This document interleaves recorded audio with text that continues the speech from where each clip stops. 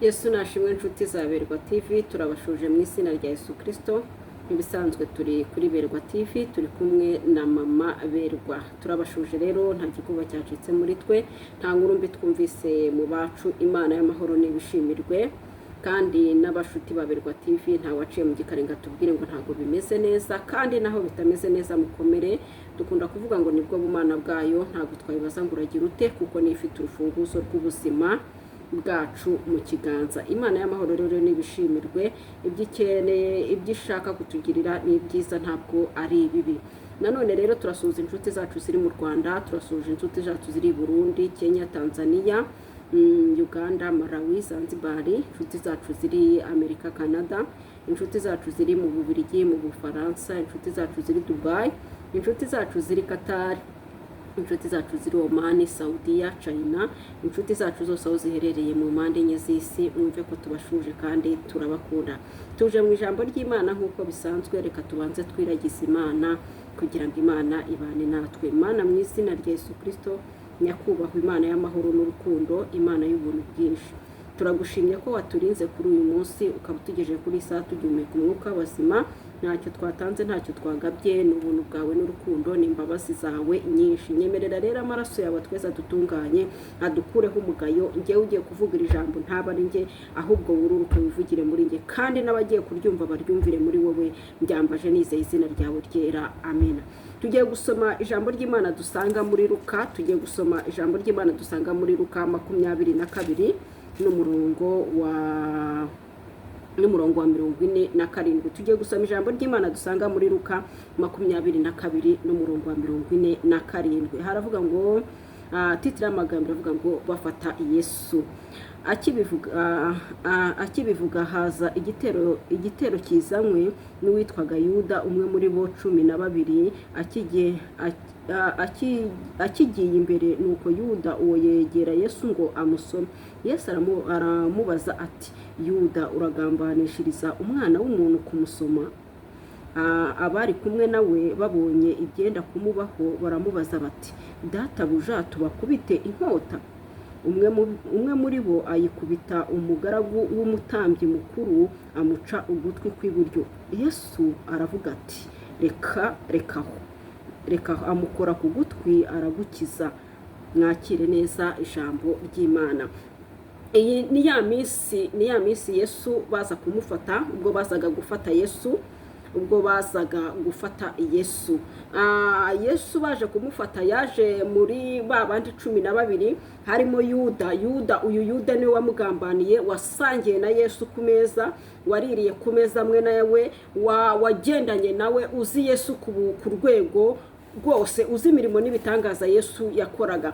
Rero nashatse kuvuga ngo Bibiliya yaravuze ngo uwizera umwana w'umuntu avumwe. Birakwiriye yuko tuba mu buzima bwo kutizera abantu, kuko uko wizera abantu niko bakugambanira. Uyu Yuda we yabikoraga kuko yari yo misiyo yari yarazanye Kristo yo gucungura umwana w'umuntu, ngo amucunguze urupfu rubi, urupfu rugayitse. Ariko uyu Yuda yaraziranye na Yesu ku rwego ntashobora kubisobanura. Bari barasangiye, bari baragendanye, bari barararanye ubutayu, bari baziranye. Rero umuntu mwagendanye, umuntu mwabanye mu butayu, umuntu kuzi, iyo hari ukundi kuntu ashatse kuguhemukira, kugufatisha biroroha. Kuko uyu Yuda yarazi muri aka gashyamba k'Igetsimani, Yesu yavuze ijambo ryiza cyane ari gusenga ngo bibuke ushaka ntibibe uko nshaka. Yuda yarahazi, niwe wahajyanye aba bari bagiye kwica Yesu. Rero iki ntabwo ari cyo nagendereye, ahubwo nagendereye kuri iri jambo mubwira ngo rekarekeraho. Igihe Petero yafataga inkota akayikura mu rwubata akayikubita ku gutwi kuwaruje gufata Yesu, Yesu akamubwira ngo uru rugamba turi kurwana ntabwo ari urugamba rw'umubiri, ahubwo ni urugamba rwo mu mwuka. Yesu arangije afata ya nkota, afata ikiganza, afata kwa gutwa, arongera gushyiraho uwari ucitse ugutwa arakira. Ibyo byababereye ikimenyetso ko ari umwana w'Imana, ariko ntibareka gukora icyari kibazanye, ntibareka misiyo yari ibazanye. Nanone baje gufata Yesu arababaza ngo murashaka nde? Aramubwira ngo turashaka Yesu umwami w'i Nazareti.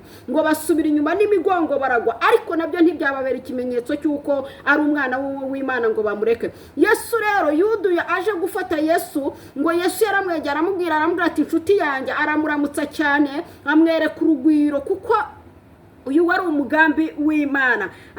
Rero urugamba urimo, nari nkuzana ijambo rivuga ngo urugamba urimo ntabwo ari urugamba rw'umubiri, ntabwo ari urugamba rw'umubiri. Iyo utari mu rugamba rw'ibyaha, iyo utari mu rugamba witeye, iyo utari mu rugamba ruturutse ku bubi bwawe, ntabwo aba ari wowe wo kururwana, ahubwo uru rugamba rwose urutsindisha gusenga. Haramubwira ati yewe Petero, subiza inkota mu rwubato. Ntabwo urugamba abantu bashobora kukugabaho amagambo, ntabwo rutsindishwa n'andi magambo, oya, rutsindishwa no kujya ku mavi ugasenga. Igihe akagambane kakujeho ntabwo ugatsindisha kandi kagambane, ugatsindisha kujya ku mavi ugasenga. Igihe abantu baguhagurukiye ntabwo ubatsindisha nawe kubahagurukira ujya ku mavi ugasenga. Ngo Yesu aramubwira ijambo ryiza cyane, aramubwira ngo ntabwo uru rugamba turimo ntabwo ari urugamba rw'umubiri, ni urugamba rwo ku mwuka. Aramubwira ngo subiza inkota mu rwubato. Ati reka. Yesu atitaye ko baje kumugambanira, Yesu atitaye ko baje kumwica, ngaterura n'ikiganza cye, haleluya, afata kwa gutwi, ngarongera araguteranya. Nsanze uri mwiza Yesu we, nsanze uri mwiza Mana yanjye, nsanze uri mwiza. Rige mvuga uyu mugabo Yesu nkumva ndimo ndagenda ndyoherwa cyane. Yesu yarazi ko uyu Yuda yiba, Yesu yarazi ko uyu Yuda yiba, amaturo yajyaga yiba akayajyana, ariko Yesu ntamuvemo. Yesu yari afite umwihariko w'ibanga, Yesu yari afite umwihariko w'urukundo. Aramubwira ati rero uru rugamba ntabwo ari urugamba rwo mu mubiri, ahubwo ni urugamba rwo kurwana mu mwuka wera. Ni urugamba bisaba yuko dusenga. Ngarangije asubiza inkota mu rwubato, ngarangije bafata Yesu baramujyana. Ariko ikintu narenje kukubwira ngo urugamba rwose urimo rurwane kigabo.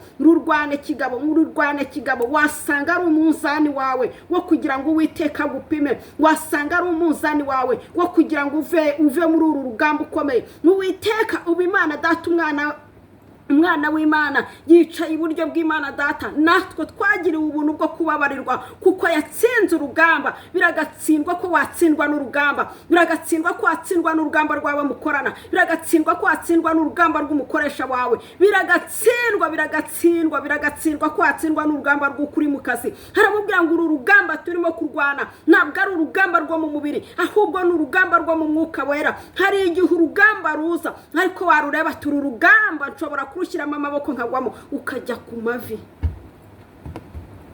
mavi ugasenga.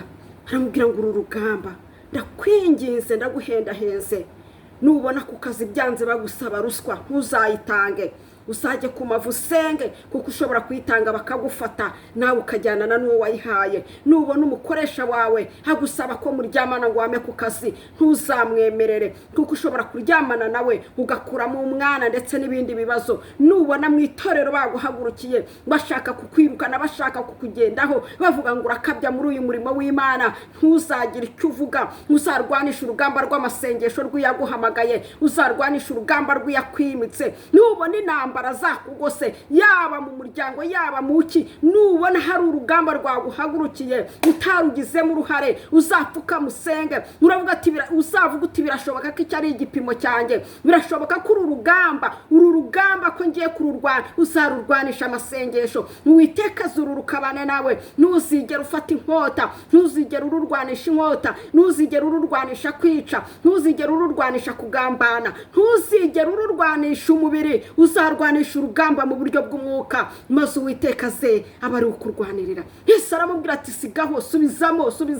Aramubwira ati subizamo. Kandi aha hantu hongeye kunyigisha, hongeye kunyibutsa umugabo bita Stefana, hongeye kunyibutsa umugabo bita Pawulo, ngigiye bateraga Stefana amabuye ngarangije atumbi. Ariko Mana gukizwa utumbiriye kujya mu ijuru bitandukanye n'umuntu ukijijwe atumbiriye amafaranga. Gukizwa utumbiriye ku Gisiyoni bitandukanye n'umuntu ukijijwe atumbiriye umugabo. Gukizwa utumbiriye ubwami bw'ijuru bitandukanye n'umuntu ukizwa hari impamvu imuhagurukije inyungu ashaka kuwiteka.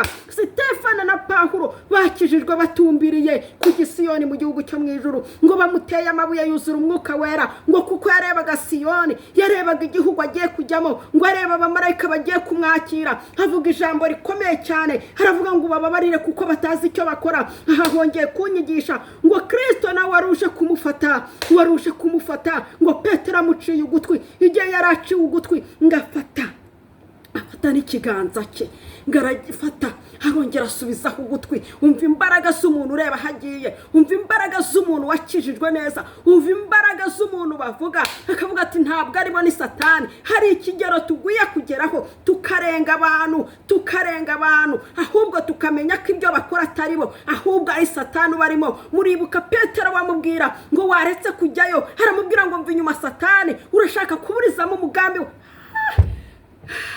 Muririmbyi usura umwuka wera, haravuga ngo ibigeragezo bitabayeho wavuga iki? Wavuga ko arwanya uruhe rugamba? Intambara zitabayeho ngo uzitsinde wavuga iki? Wavuga ko arwanya uruhe rugamba? Ni ngombwa ko tugira ibintu ducamo kugira ngo twambare amagarade. Umusirikare utagiye ku ikosi ntabwo abona amapeti, ahubwo avuga ngo ikindimo, icyo kibazo ndimo ni icyo guhesha Uwiteka Imana, ni icyo kugira ngo nongere nambare amapeti. Nezerewe Imana muri uyu mugoroba, nezerewe Imana mu buryo mutabyumva. Haramubwira ngo urugamba, haramubwira ngo yewe Petero, urugamba turimo ntago ari urugamba rw'umubiri, ahubwo ni urugamba rwo mu mwuka wera. Muribuka igihe Kristo yahumuraga wari impumyi, baramubaza ngo mbese uyu ninde? Uyu wakoze ibyaha ni ababyeyi be cyangwa niwe? Kristo abasubiza ijambo ryiza cyane, haramubwira ngo nta n'umwe wakoze ibyaha muri, ahubwo ni ukugira ngo imirimo y'Imana igaragarire muri. Birashoboka ko urugamba urimo ari ukugira ngo imirimo y'Imana datigaragarire muri wowe. Birashoboka ko intambara urimo ari ukugira ngo imirimo y'Imana datigaragarire muri wowe. Yesu yatemera guca kuri uyu musaraba, ntago twari kubona inuma zinungura, ntago twari kubona ibitambo, ntago twari kubona intama zibararira. Hoya, ariko yaremeye urugamba ararurwana kugira ngo izina ry'Imana rihabwe icyubahiro, natwe tubona agaciro imbere y'umubyeyi. Nakubwira ngo urugamba urimo ntabwo ari urugamba rwo gukina, ntabwo ari urugamba rwo mu mubiri, ahubwo ni urugamba rw'Imana. Ndafashijwe kuzana ijambo rivuga ngo urugamba urimo ntabwo ari urugamba rwo mu mubiri. Yaba ari urugamba witeje kubwo kurangara, rutsindishirize mu buryo bw'umwuka. Yaba ari urugamba abantu bakugabyeho, rutsindishirize mu buryo bw'umwuka. Yaba ari urugamba itorero rikugabyeho, rutsindishirize mu buryo bw'umwuka. Yaba ari urugamba rw'umubiri, rutsindishirize mu buryo bw'umwuka. Yaba ari urugamba rw'ubukene, rutsindishirize mu buryo bw'umwuka. Yaba ari urugamba rwo kugumirwa, rutsindishirize mu buryo bw'umwuka. Yaba ari urugamba rwo kubura urubyaro, rutsindire mu buryo bw'umwuka. Utirwaniriye ngo ujye mu bapfumu. Uru rugamba turimo ntabwo ari urugamba rw'umubiri. Buri muntu wese aba afite urugamba arimo, ariko akarutsindira mu buryo bw'umwuka. Nakubwiraga ngo senga wongere usenge, kandi usenge utumbiriye kujya Siyoni. Uvuga nayo napfa, niyo ntabaho nzapfa niringiye Uwiteka. Niyo nabona umwana, niyo ntamubona nzapfa niringiye Uwiteka. Niyo natabarwa, niyo ntatabarwa nzapfa niringiye Uwiteka. Uyu Stefano aravuga ngo bababarire ntibazi ibyo bakora. Uyu Yesu atitaye kubaje kumufata, arongera asubizaho ugutwi. Nongeye kwiga ikintu bita imbabazi ku banzi banjye, nongeye kwiga ikintu bita imbabazi ku bamemukiriye, kuko ijambo ry'Imana riravuga ngo kugirira neza uwaguhemukiye nibyo bifite agaciro imbere y'Imana kurenza kugirira neza inshuti yawe, kuko iyo ugirira neza inshuti yawe nayo bizakugarurira ibyo wayihaye. Ariko Yesu areba uje kumwica, areba uje kumubamba, uje kumutera imisumari, ngarangije akiza ugutwi kwe. Mana, nakubwira ngo tumbira kujya mu ijuru kurenza uko utumbira ibindi bidafite umumaro. Ku ijambo ryarambwiye ngo dushaka ubwami bw'Imana no gukiranuka, ibindi byose ni inyongera. Mana, mu izina rya Yesu Kristo turagushimye nyakubahwa Imana y'amahoro, tugushimiye kubwira ijambo, udukomereza amaboko mu by'uru rugendo, kuko aho dukeneye no kuzaba Siyoni. Njyambaje nizeye izina ryawe ryera, amina. Ndabakunda, mukore subscribe, share na comment kuri Berwa TV. Mujye mubana na mama Berwa buri munsi, mujye mubana mu ijambo ry'Imana.